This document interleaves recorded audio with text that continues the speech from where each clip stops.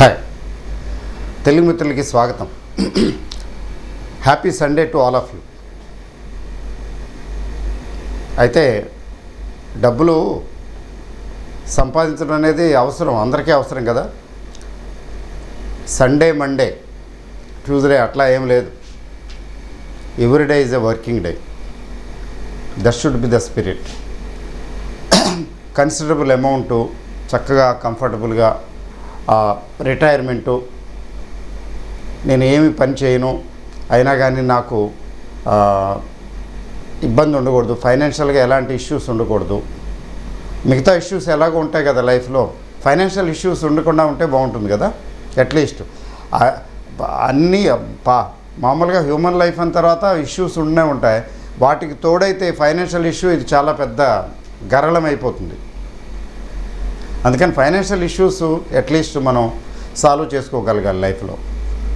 అప్పుడు కావాలనుకుంటే voluntary retirement ఎప్పుడు కావాలంటే అప్పుడు తీసుకోవచ్చు. సఫిషియెంట్గా డబ్బులు ఉంటే 40-45 ఇయర్స్కే రిటైర్మెంట్ తీసుకోవచ్చు. ఇప్పుడు ఈ జనరేషన్ థాట్ ఎలా ఉందంటే ఎంత తొందరగా అంటే జాబ్ తాలూకు స్ట్రెస్, స్ట్రెయిన్ అలాంటిది.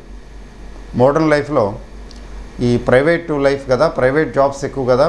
మా చిన్నతనంలో గవర్నమెంట్ జాబులు అనేవారు. ఇప్పుడు అలా ఏం కాదు కదా. ప్రైవేట్ జాబ్స్ ఆర్ లొకరేటివ్, కానీ పీల్చేస్తుంటారు. అటువంటి వాళ్ళకి నేను సాధ్యమైనంత తొందరగా సెటిల్ అయితే రిటైర్మెంట్ తీసుకుంటే బాగుంటుంది, ఫిక్స్డ్ ఇన్కమ్ వస్తే బాగుంటుంది monthly. But what ever it is, bank balances సమృద్ధిగా ఉండేలాగా కష్టపడి చేసుకుని తర్వాత హ్యాపీగా రిటైర్ అవుతాను అనుకునే వాళ్ళు ఎక్కువ ఉన్నారు ఈ రోజుల్లో. అందువల్ల ఏంటంటే 40-45 ఇయర్స్కి రిటైర్ అయ్యేవాడు, రిటైర్ అవ్వాలని అనుకునేవాళ్ళు చాలామంది ఉంటారు. బట్ రిటైర్మెంట్కి ఏజ్ అంటే ఏం లేదు.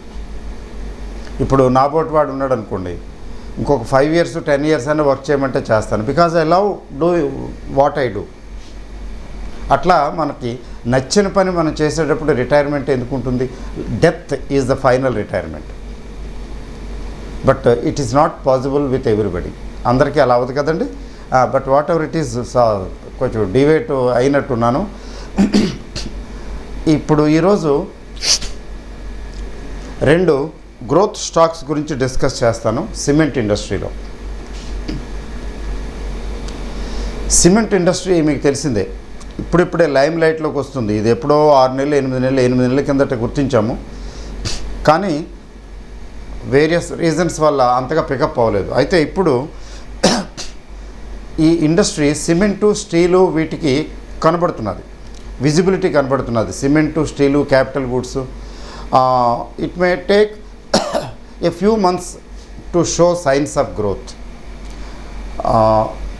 ఒక సంవత్సరం కిందటే రావాల్సింది, రాలేదు for various reasons. We should not blame anybody. ఒక్కటి మాత్రం ఫ్యాక్టు, నేను చెప్తాను, తప్పకుండా చెప్పాలి. ఇది గవర్నమెంట్ మాత్రం చాలా జాగ్రత్తగా ఆచితూచి ఖర్చు చేసింది. గవర్నమెంట్ స్పెండింగ్ తక్కువగా ఉండటం ఒక reason. But it can't escape. ఎందుకంటే entire world is going towards socialism. తప్పదు, ఇట్ ఈస్ బౌండ్ టు. ఆ సోషలిజంలో పార్ట్ ఏంటంటే హౌస్ ఫర్ ఎవ్రీవన్, ప్రతి ఒక్కడికి ఇల్లు ఉండాలి. భారతదేశంలో తీసుకుంటే ఇల్లు లేని వాళ్ళ శాతం చాలా ఎక్కువగా ఉంది.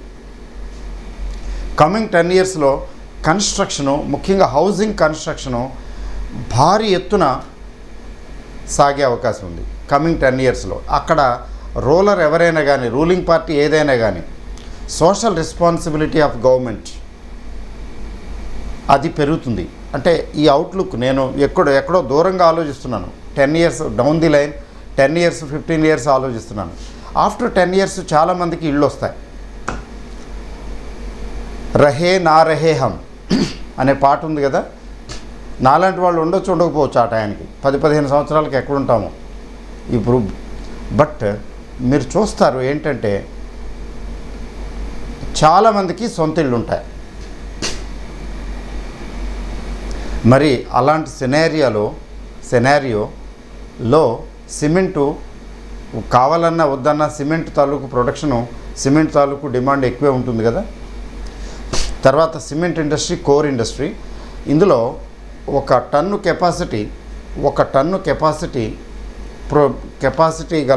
కెపాసిటీకి 1 టన్ను ప్రొడ్యూస్ చేయగలిగిన సామర్థ్యం కలిగినటువంటి ఎక్విప్మెంట్కి ఎంత ఇన్వెస్ట్మెంట్ ఉంటుందంటే చాలా హెవీగా ఉంటుంది. అంటే న్యూ ఎంట్రెంట్స్కి ఈజీ కాదు. ఇప్పుడు ఎవరైనా సిమెంట్ ఇండస్ట్రీ స్టార్ట్ చేస్తే ఒక 100 టన్నుల కెపాసిటీ, 100 టన్నులు ప్రొడ్యూస్ చేయగల సామర్థ్యం కలిగినటువంటి సెటప్ పెట్టాలంటే ఎంత ఖర్చు అవుతుంది? అలాగే ఆ 100 టన్నుల సామర్థ్యం గల కెపాసిటీ కలిగినటువంటి ఇండస్ట్రీ ఇంతకుముందు స్టార్ట్ చేసింది 10 ఏళ్ళు, 15 ఏళ్ళు, 20 ఏళ్ళ కిందట స్టార్ట్ చేసినప్పుడు దానికి ఎంత అయింది కంపేర్ చేస్తే చాలా డిఫరెన్స్ వస్తుంది. అందుకని కొత్తగా సిమెంట్ ఇండస్ట్రీస్ స్టార్ట్ చేయటం అంత ఈజీ కాదు. ఏం జరుగుతుందండి అంటే ఇది పేపర్ ఇండస్ట్రీ లాగా అవుట్డేటెడ్ అయ్యే అవకాశం ఉందంటే చాలా ఛాన్సెస్ చాలా తక్కువ. లైట్ వెయిట్ హౌసెస్ అని, తర్వాత హౌస్ని ఇల్లు తయారు చేసేసి దాన్ని తీసుకొచ్చేసి ఇంకో చోట పెట్టడం, ఇల్లు అంతా మొత్తం రూమ్లు గిమ్ములు అంటే గోళ్ళు టైప్ అంతా రెడీ అయిపోతుంది. ఎక్కడో తయారు చేస్తారు, దాన్ని తీసుకొస్తారు, పార్కుల్లో తీసుకొస్తారు, అసెంబ్లీ చేసేస్తారు, ఇల్లు అయిపోతుంది. ఆ కాన్సెప్ట్ లేక కాదు, ఎప్పటి నుంచో నా చిన్నప్పటి నుంచి ఉంది.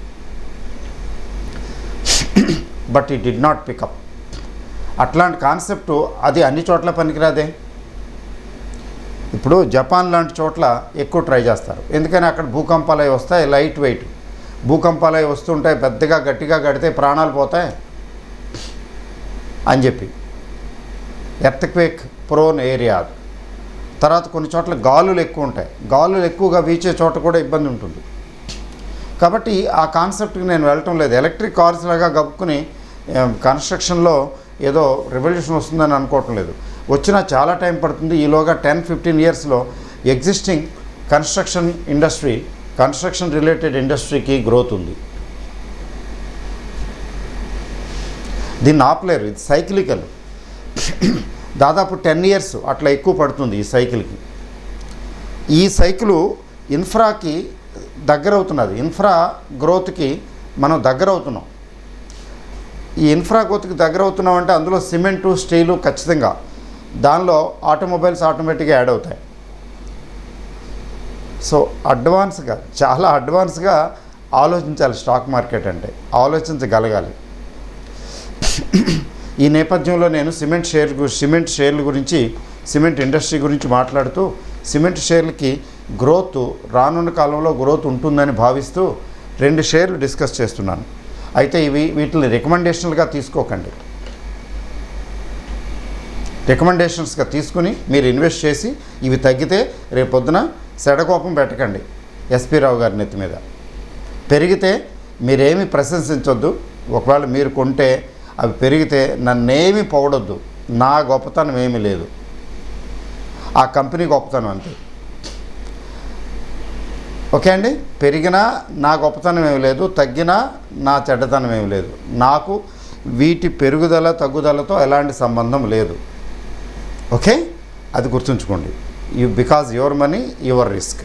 డిస్కషన్ వరకే నేను చేయగలుగుతాను. బ్లేమ్ గేము సహజం. ఇప్పుడు మార్కెట్ కొంచెం బాగానే ఉందండి. ఎగ్జాంపుల్, నా ఎంబీఎస్ గ్రూప్ అవి డిస్కస్ చేసే రోజుల్లో మార్కెట్ డౌన్ వార్డ్లో వచ్చింది. ఫస్ట్ 3 months అయితే డౌనే, ఏది డిస్కస్ చేస్తే తగ్గుతూ వచ్చింది. ఆ స్టేజ్లోని కొంతమంది అదనుగా తీసుకుని, అడ్వాంటేజ్ తీసుకుని అక్కడికి 3 ఇన్స్టాల్మెంట్లో ఇన్వెస్ట్ చేయమని చెప్పినా కూడా కావాలి, అది కంపల్సరీ కాదు, రికమెండేషన్ కాదు కదా, కావాలంటే చేసేది, లేకపోతే లేదు, డిస్కస్ చేయటం వరకే కదా. సో కొంతమంది దాన్ని అడ్వాంటేజ్గా తీసుకుని ఏంటేంటో కామెంట్లు చేయటం, అది పోయింది ఇది పోయింది. ఒక ఆయన అయితే నా 60 లక్షలు పోయినాయి అన్నాడు.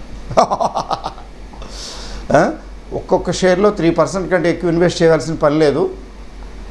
అది 60 లక్షలు 2 నెలల్లో ఎందులో పెట్టాడు? ఎక్కడ జోదం ఆడినా పోదే, డెరివేటివ్స్ ఆడినా పోదు. డెరివేటివ్ షేర్స్ అసలు డిస్కస్ చేయలేదు అందులో. మళ్ళీ ఆ 3 months తర్వాత మళ్ళీ రికవర్ అయ్యి పెరుగుతుంటే, సరే వాళ్ళు ఎలాగో వెస్టెడ్ ఇంట్రెస్ట్ లేండి, వేరే గ్రూపులు ఫామ్ చేయటం, ఇంకేవో చేయటం, ఏవో ఆ గ్రూప్ ఎలాగ ఉంటారు, ఒక 2% ఏమో చూశాను నేను అలాగా.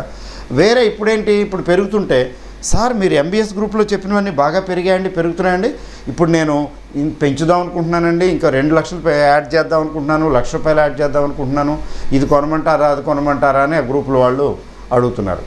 అట్లా కాదు, స్ట్రిక్ట్గా ఏ షేర్కి ఎంత వెయిటేజ్ ఇవ్వాలో అంతే ఇవ్వాలి.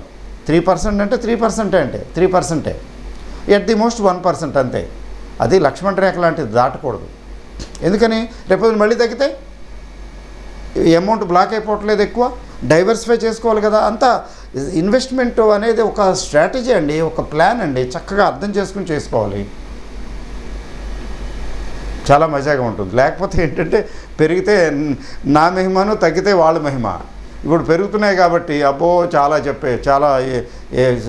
ఇదైపోతున్నారు, హ్యాపీగా ఫీల్ అవుతున్నారు. నేను ఇప్పుడేమి హ్యాపీగా ఫీల్ అవ్వటం లేదు, తగ్గినప్పుడేమి డిజెక్ట్ అవ్వలేదు. ఎందుకు అవ్వలేదు నాకు తెలుసు. తగ్గటం పెరగటం మామూలే కదండి. ఇప్పుడు నేను డిస్కస్ చేసే షేర్లు కూడా చూడండి, ఇవి కూడా భయంకరంగా తగ్గినాయి. తక్కువేంటి, వీటి గురించి చెప్పాలంటే పాపం నేను హోల్డ్ చేస్తున్నాను, చాలా రోజుల నుంచి హోల్డ్ చేస్తున్నాను, నాకేం వర్రీ లేదు. అవి రెడ్లో ఉన్నాయా లేకపోతే గ్రీన్లో ఉన్నాయా అని నేను ఎప్పుడు పట్టించుకోలే. ఎందుకని పట్టించుకోలేదంటే లాంగ్ టర్మ్ ఏదైతే అసలు చూడండి కదా, ఇది పెరుగుతున్నాయో తగ్గుతాయా అని.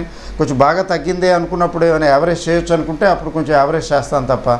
అప్పుడు ఆ మెచ్యూరిటీ మీకు వస్తుంది, గ్రాడ్యువల్గా వస్తుంది. అది డెవలప్ చేసుకోండి. You are a millionaire in stock market. కూల్గా కామ్గా మీ జాబులు మీ ఇవి చేసుకుంటూ ఇది కామ్గా సైడ్ బిజినెస్ లాగా దానంతట అది చేసి పెడుతుంది, తెచ్చిపెడుతుంది. చాలా జాగ్రత్తగా ఉండాలి. క్విక్ మనీ కోసం ఎప్పుడు ఆలోచించకండి. క్వాంటిటీ కొనేస్తాను, ఇవాళ కొనేస్తాను, వారం 10 రోజుల్లో వచ్చేయాలి, ఒక 10% 20% అలా ఉండాలి. కానీ ఎవడు కూర్చుంటాడు, అంత ఓపిక ఎక్కడుంది అంటారు. అట్లాంటి వాళ్ళకి ఇన్వెస్ట్మెంట్ పనికే రాదండి, ట్రేడింగే. అయితే ట్రేడింగ్లో కూడా ఇంట్రాడే అయితే డేంజరస్సే, డెరివేటివ్స్ అయితే కొంచెం నేర్చుకుని ఎక్కువ గ్రీడీగా వెళ్ళకపోతే డెరివేటివ్స్ హెల్ప్ చేస్తాయి. బట్ ఇన్వెస్ట్మెంట్ని మించిన స్ట్రాటజీ లేనే లేదు. ఏంటండి ఆ షేర్లు నేను డిస్కస్ చేసేదంటే, ఒకటి జేకే సిమెంట్ అండి, జేకే సిమెంట్. 2 అండి బిర్లా కార్పొరేషన్. వీటి గురించి ఇంతకుముందు కూడా నేను డిస్కస్ చేసి ఉంటాను. కొంచెం డీటెయిల్గా వెళ్తున్నాను, నాకు ఎందుకో అనిపించింది అలాగా. చూడండి, ఫస్ట్ నేను కంపెనీకి మార్కెట్ క్యాపిటలైజేషన్ ఎంత అని చూస్తానండి. నేను ఎందుకు చూస్తాను, పాడు అలవాటు, బ్యాడ్ హ్యాబిట్స్ డై హార్డ్ కదా. ఇది ఎంత పెద్ద కంపెనీ, ఎక్కడి నుంచి ఎక్కడికి వచ్చింది, దీని ఒరిజినల్ ఈక్విటీ ఎంత, ఈ ఈక్విటీని ఎన్ని రెట్లు పెంచింది, షేర్ ప్రైస్ కదా. మార్కెట్ క్యాపిటలైజేషన్ అంటే ఏంటి, share price, number of equity shares multiplied by market price. ఇదైతే 6,830 అండి. ఇది చాలా పెద్ద చిన్న కంపెనీ కాదు, అలానే పెద్దది కానే కాదు. ఇప్పుడు సెబీ రీకేటగరైజేషన్ క్లాసిఫికేషన్ ప్రకారం అయితే ఇది స్మాల్ క్యాప్ కిందే లెక్క. 9,000 కోట్లు లేదా 12,000 కోట్లు, 9,000 or 12,000 crores, నేను చూడలేదు, గుర్తులేదు. లోపు ఉంటే అది స్మాలే అని చెప్పమంది, మిడ్ కూడా కాదు అంటున్నది సెబీ. సరే, ఆ మ్యూచువల్ ఫండ్ ఆస్పెక్ట్లో తీసుకుంటే ఇది స్టిల్ ఏ స్మాల్ క్యాప్. మరి బిర్లా కార్పొరేషన్ అయితే ఘోరంగా 4,000 క్రోర్సే కదండి. అంటే ఇంకా ఆ రకంగా చూస్తే ఇంకా చిన్నది కదా ఇది. తర్వాత ఫేస్ వాల్యూ, నెక్స్ట్ ఏం చూస్తాను నేను, ఫేస్ వాల్యూ ₹10 షేరా స్ప్లిట్ అయిందా ఆల్రెడీ, ఈ స్ప్లిట్ అవలా అంటే ఇంకా టేకాఫ్, నిజమైన టేకాఫ్కి రాలేదని అర్థం. ఇది ఏవో మధ్యలో వచ్చినాయి కానీ అంత బాగా రాలా. ఇది 1100-1200 రేంజ్కి వెళ్ళిందే, ఇది 1100-1200 రేంజ్లే.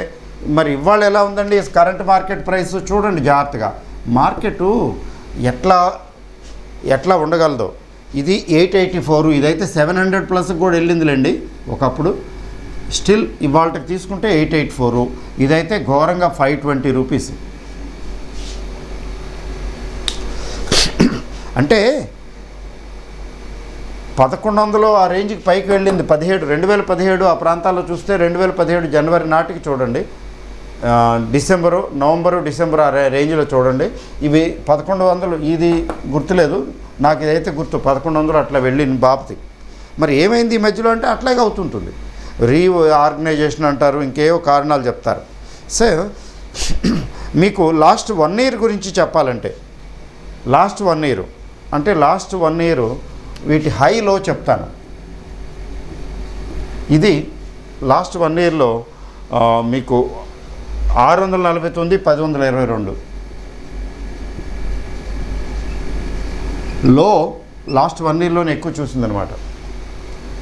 ఇదైతే 440, 819, 440, 450 రేంజ్లో కొంటే బాగుండేదే, ఇప్పుడు ఇక్కడికే పెరిగిందే అనిపిస్తుంది. 650 దగ్గర కొనింటే చాలా బాగుండేది, 884 వచ్చిందని. అట్లాంటి టైంలోని ఒక రకంగా ధైర్యం చాలదు. రెండోది కొనకూడదు కూడానండి, జాగ్రత్తగా ఉండాలి.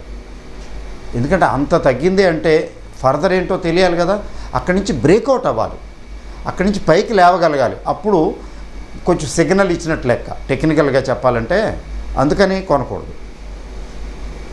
అయితే బాగా ఫండమెంటల్స్ బాగా ఉన్నాయి, గ్యారంటీ ఉంది, నాకు నమ్మకం ఉంది అనుకున్న వాళ్ళు అక్కడ కొనుక్కోవచ్చు. అట్లా కొనుక్కున్న చోట మంచి గ్రోత్ వస్తుంది. చూడండి, 650 దగ్గర కొనుక్కున్న వాళ్ళకి ఆల్మోస్ట్ 50% దగ్గర వచ్చింది. 440 దగ్గర కొనుక్కున్న వాళ్ళకి 20-25% ఆల్రెడీ వచ్చేసింది. అట్లా ఉంటుంది. సో ఎంత చూడండి, ఆల్మోస్ట్ సగం, ఇది ఆల్మోస్ట్ దగ్గర 40% రేంజ్ ఉంది. రేంజ్ చూడండి, అది లో హై. తర్వాత ఏంటంటే దీని పిఈ పరిస్థితి ఏంటి, వర్కింగ్. జస్ట్ ఒక పిఈ చూస్తాను, పీబీ చూస్తానండి నేను. పిఈ రేషియో తీసుకుంటే దీనికి దగ్గర 23 ఉంది. ఒక్కొక్క చోట ఒక్కొక్క ఇటు ఇస్తారు, ఎందుకంటే వాళ్ళ బేస్ డిఫరెంట్ బేస్లు తీసుకుంటున్నారు. ఇది 15.47, నేను 16 వేస్తానులేండి, ఏం పర్లేదు. ప్రైస్ బుక్ వాల్యూతో కంపేర్ చేస్తే ప్రైస్ బుక్ ఎక్కడుందో ఎంత ఉందంటే దీనికి 2.75. కొన్ని చోట్ల ఎక్కువ ఉందండి. నేను 3 వేస్తాను, మీరు చెక్ చేయండి. సుమారుగా అటు ఇటుగా ఉంటుంది. ఇది కొన్ని చోట్ల ఎక్కువ ఉంది, కొన్ని చోట్ల తక్కువ ఉంది. ఇది 1.14 ఒక చోట ఉంది, 0.93 ఒక చోట ఉంది. నేను 1 వేస్తానండి. అంటే ఇది ఒక రకంగా చెప్పాలంటే, దీన్ని బట్టి చెప్పాలంటే పిఈ 16, తర్వాత ఇది 1. సిమెంట్ ఇండస్ట్రీకి 16 పిఈ అనేది చాలా reasonable. Cement industry, profit making ఇండస్ట్రీకి 16 పిఈ అనేది 15-16 పిఈ అనేది చాలా రీజనబుల్. తర్వాత ప్రైస్ బుక్ రేషియో 1. దీన్ని చెప్పాలంటే దీనికేమో వాల్యూ పిక్ అని చెప్పొచ్చు దగ్గర. దీనికి చెప్పలేము, అలాగా గ్రోత్ పిక్ అని చెప్పాలి. ఏదైతే ఏరా అయితే పళ్ళు కొట్టుకోవడానికి 2 పెరగాలి. ఇంపార్టెంట్ ఏంటంటే పెరుగుతాయా, ఎంత పెరుగుతాయా అన్నది ఇంపార్టెంట్. తర్వాత డివిడెండ్ పొజిషన్ ఏంటంటే, డివిడెండ్ ఇస్తున్నాయని అర్థం. ఈల్డే చెప్తాను నేను, మిగతా ఎందుకులేండి. డివిడెండ్ ఎంత ఇస్తున్నది, దీని డివిడెండ్ ఈల్డ్ 1%, దగ్గరలో ఉన్నాయండి. ఇది కూడా 1.22 అలా ఉంది సుమారుగా, దగ్గర ఒకటే. అంటే మార్కెట్ ప్రైస్, డివిడెండ్ ఈల్డ్ అంటే తెలుసు కదా, మార్కెట్ ప్రైస్ ఎక్కడుంది 520. దీనికి 1% ఎంత, 52 రూపాయలు. అంటే సుమారు ఒక 55-60 రూపాయలు వచ్చిందనమాట ప్రతి షేర్కి. ఇక్కడ సుమారుగా 890-900 వచ్చిందనమాట. అది దాని అర్థం. దీనికి 1% వచ్చిందని అర్థం. Not bad, not good. Dividend yield పెద్ద అట్రాక్టివ్ కాదనుకోండి దీనికి. సో తర్వాత చూడవలసింది ఏంటంటే, చాలా ఇంపార్టెంట్, నేను ఎప్పుడు చూసేది డెట్ ఈక్విటీ. డెట్ ఎంత ఉంది, అప్పు ఎంత ఉంది. ఈ అప్పుల వల్లే కదా కూలిపోతారు, సామ్రాజ్యాలే కూలిపోతాయి ఈ అప్పుల వల్ల. ఇక్కడ 1.3 కనబడుతున్నది, ఇక్కడేమో 0.85 కనబడుతున్నది. చాలా జాగ్రత్తగా ఉండాలండి. కేవలం డెట్ ఈక్విటీ చూసేసి వదిలేస్తే ప్రమాదం. వీళ్ళ సంపాదన ఎంత ఉంది, వీళ్ళు ఇంత డెట్ ఉంది అంటే వీళ్ళ ఈక్విటీ క్యాపిటల్ అంటే ఈక్విటీ అండ్ రిజర్వ్స్ 2 కలిపి వాళ్ళ నెట్వర్త్ కంటే 30% ఎక్కువ ఉంది. అది ఒకటైతే ఇది 1.3, అంటే అది 100 కోట్లు అయితే ఇది 130 కోట్ల అప్పు ఉంది. వాళ్ళ total net worth, share holders net worth 130 కోట్లు, 100 కోట్లు అయితే అప్పు 130 కోట్లు ఉంది. అంటే నెట్వర్త్ కంటే ఎక్కువ ఉంది. అంటే 5.5 అండ్ బిలో అయితే చాలా ఇక సమస్యలు చాలా బాగుంటుందని అర్థం. అయితే ఇండస్ట్రీ, ఇలాంటి భారీ ఇండస్ట్రీస్ కొంచెం ఎక్స్పాన్షన్ మోడ్లో వెళ్తూ ఉంటాయి కదా, కొంచెం అప్పు ఎక్కువే ఉంటుంది. అయితే దానికి సరిపడా సంపాదిస్తున్నారా లేదా, వడ్డీ కట్టడానికి ఎన్ని రెట్లు మీ వచ్చేది, మీ గ్రాస్ ఇన్కమ్, క్యాష్ ఫ్లో, డబ్బులు సంపాదించేది వడ్డీ కట్టడానికి ఎన్ని రేట్లు వస్తున్నదండి అది అడగాలి, అది చూడాలి, దీంతోపాటు అది చూడాలి. దీని ఇంట్రెస్ట్ కవరేజ్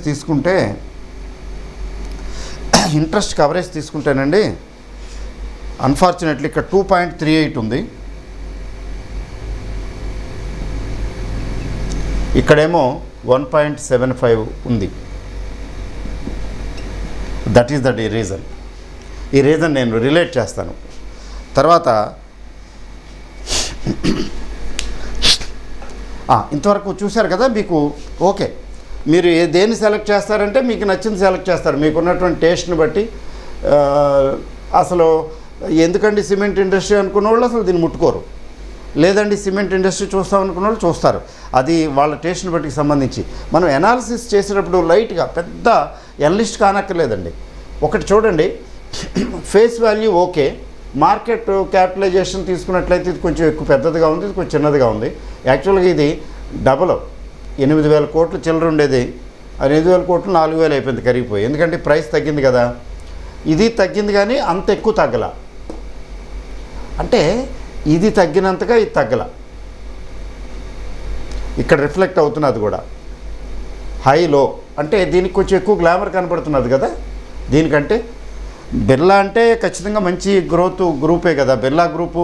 గుడ్ విల్ తీసుకున్నట్లయితే బిర్లాకి గుడ్ విల్ ఎక్కువే కదా, అయితే జేకేకి తక్కువేం కాదు. ప్రమోటర్స్గా తీసుకున్నట్లయితే JK promoters not at all bad. Birla అయితే అసలు సమస్య లేదు, మంచిది. కానీ ఇన్స్పైట్ ఆఫ్ దట్ ఇక్కడ గ్లామర్ ఎక్కువ కనబడుతున్నది. ఎందుకని చూడండి, ఇక్కడ 23 PE దగ్గర కొంటుంటే మార్కెట్, ఇక్కడ కేవలం 15-16 PE దగ్గరే కొంటున్నది. అంటే ఇక్కడ చాలా డిఫరెన్స్ కనిపించింది కదా.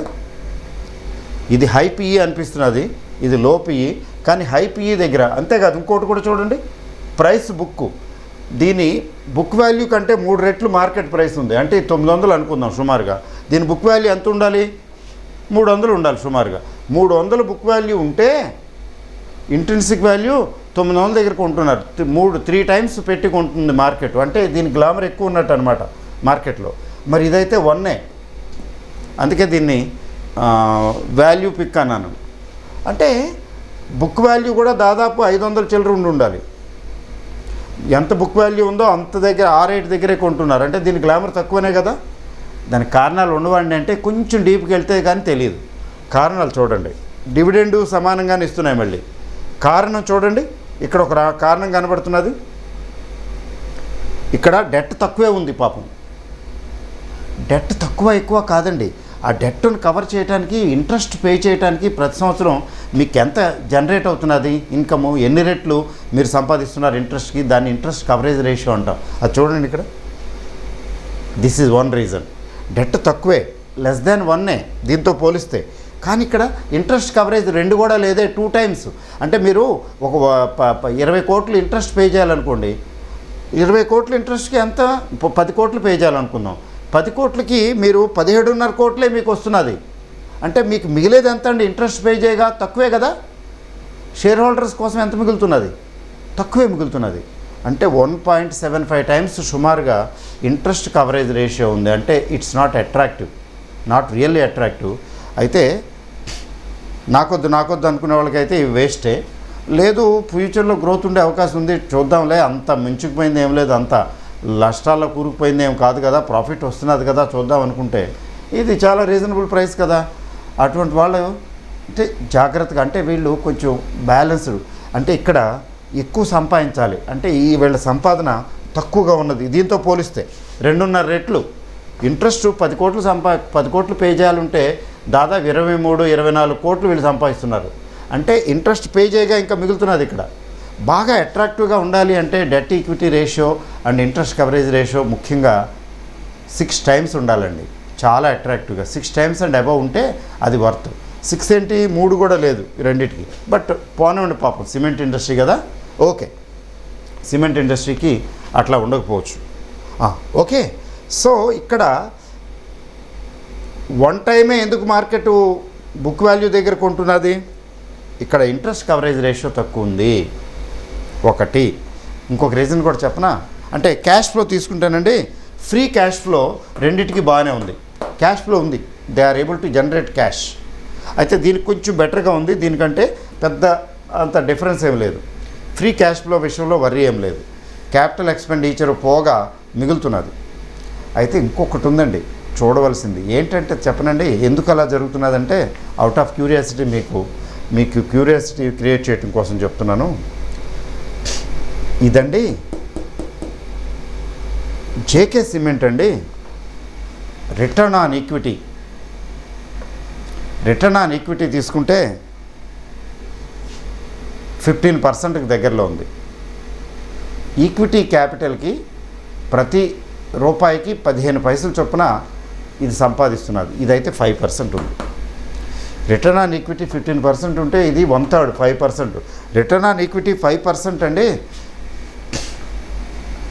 No, it's not a good sign, it's not a good indication ప్రస్తుతానికి. బట్ మార్కెట్ ఇంకా అయినా 1 టైమే కొంటున్నది కదా, ఇదేమో 3 టైమ్స్ కొంటున్నది. అంటే ఏంటి, ఇక్కడ ఇంట్రెస్ట్ కవరేజ్ రేషియో ఎక్కువ ఉంది, తర్వాత ఈ రిటర్న్ ఆన్ ఈక్విటీ కూడా బెటర్గా ఉంది. అదనమాట మార్కెట్. ఇది డైనమిక్ అండ్ ఎఫిషియెంట్ మార్కెట్ అండి. మార్కెట్లో ప్రతి షేర్ని జాగ్రత్తగా దుర్వినియోగం చూసి కొంటారు అని అర్థం చేసుకోవాలి కొనేవాళ్ళు. మీరు నేను ఏముందిలేండి, ఎలా పడితే అలా కొనేస్తున్నాం. చాలా మనం కొనేది ఎంత, దాని ఇన్ఫ్లుయెన్స్ ఎంత చాలా తక్కువ. సో అదండి కథ. మరి కొనాలక్కర్లేదా, ఎప్పుడు కొనాలనేది వెండి తెరపై మీరే చూసుకోండి. నేను అనాలిసిస్ వరకు నేను చెప్పాను ఈ రెండింటి గురించి. అయితే ఇది దాదాపు టర్న్ అరౌండ్, అంటే లాసుల్లో లేదు, లాసుల్లో ఉండి ప్రాఫిట్లోకి రాలేదనుకోండి, ఒక రకంగా turn around type industry, cement industry turn around type. ఎందుకంటే లాస్ట్ 2 ఇయర్స్లో it did not do well. 1.5 ఇయర్స్లో పడుకునే ఉంది. ఏం సిమెంట్ ఇండస్ట్రీ షేర్లు అన్నీ పడుకునే ఉన్నాయి. ఇప్పుడు పికప్ అవుతున్నాయి. కానీ సిమెంట్ ఇండస్ట్రీ షేర్స్ పికప్ అవటం ఎందుకని, thanks to government spending. Once again Modiji గారి గవర్నమెంట్కి మనం ఏం చెప్పాలంటే, మీరు చాలా జాగ్రత్తగా మేనేజ్ చేసుకొచ్చారండి ఫండ్స్ని. ఎక్కువ ఖర్చులు ఎక్కడా పెట్టకుండా, క్యాపిటల్ ఎక్స్పెండిచరు ఇన్ఫ్రాస్ట్రక్చర్ మీద డబ్బులు పెద్దగా పెట్టకుండా జాగ్రత్తగా ఫిస్కల్ డెఫిసిట్ని మేనేజ్ చేశారండి అని చెప్పాలి. అంటే ఫిస్కల్ డెఫిసిట్ని మేనేజ్ చేశారండి అని చెప్పడం ఏంటంటే కాంప్లిమెంట్ ఆయనకి, ఆ ప్రభుత్వానికి. లేదండి మొత్తానికి లిక్విడిటీ లేకుండా చేశారు.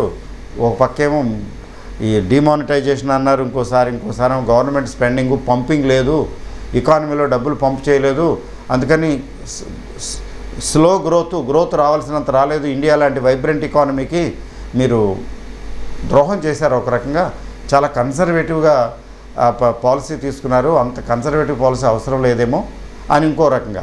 అలా అయితే కామెంటు, ఇలా అయితే కాంప్లిమెంటు, రెండూ ఓకే. మనం ఒక సైడ్స్ తీసుకోకూడదు. మనకెందుకండి politics, we need not take any sides with politics. మన ఆబ్జెక్టివ్ ఏంటంటే డబ్బులు సంపాదించడానికి ఏంటి, ఓకే.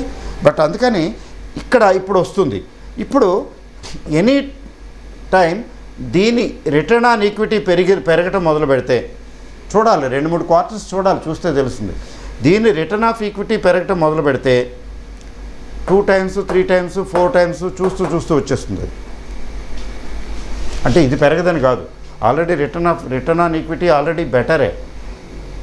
ఏమాత్రం బెటర్మెంట్ చూపించినా ఇది ఇంకా ఫాస్ట్గా వెళ్తుంది. మరి ఎప్పుడు పెరుగుతాయి, ఎంత పెరుగుతాయి, అవంతా వాళ్ళ అదృష్టం మన అదృష్టం మీద ఆధారపడి ఉంటుంది. ఇది మనం కొంటే, ఇది స్టడీ పర్పస్కి మాత్రం, అనాలిసిస్కి మాత్రమే.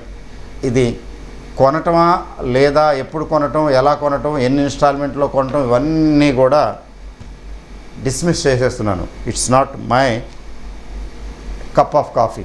నేను వీటి గురించి డిస్కస్ చేయాల్సిన అవసరం లేదు. You take a decision. All the best. Thank you. Happy Sunday once again. Market గురించి చెప్పాలంటే 12,000 వైపు అటు చూస్తున్నది, 11,500 వైపు ఇటు చూస్తున్నది. కొంచెం ఆ మోకులు వేసి లాగేవాళ్ళు అటు లాగుతున్నారు, ఇటు లాగుతున్నారు కదా. రేపు ఇటు లాగుతారో అటు లాగుతారో తెలియదు. అయితే కొంచెం పాజిటివిటీకి మాత్రం కనబడుతున్నది మార్కెట్లో. రేపు అది కనపడుతుందో లేదో నాకు తెలియదు, ఎందుకంటే ఫోర్సెస్ ఎటు ఎక్కువగా ఉన్నాయో తెలియదుగా మనకి. మీకు టీసీఎస్ రిజల్ట్స్ దగ్గర నుంచి ఇన్ఫోసిస్ కూడా ఓకే. మరి ఇప్పటివరకు వచ్చిన రిజల్ట్స్, మరి హెచ్డిఎఫ్సి బ్యాంక్ ఒకటి వచ్చింది, ఇన్ఫోసిస్, టీసీఎస్, రిలయన్స్ చెప్పనక్కర్లేదు. ఈ రిజల్ట్స్ పెద్ద కంపెనీల రిజల్ట్స్ చూస్తే ఇప్పటివరకు సో ఫార్ సో గుడ్డే కదా. ఆ బయన్సీ ఎక్స్పెక్ట్ చేసి బుల్స్ రేపు లేదా ఎల్లుండు మళ్ళీ బయింగ్కి వెళ్తే మొత్తానికి ఈ సెటిల్మెంట్లోనే 12,000 రేంజ్కి వెళ్ళిపోతుంది. లేదు బేర్స్ కొంచెం గట్టిగా ట్రై చేస్తే 11,500 వైపు వెళ్తుంది. అంతే.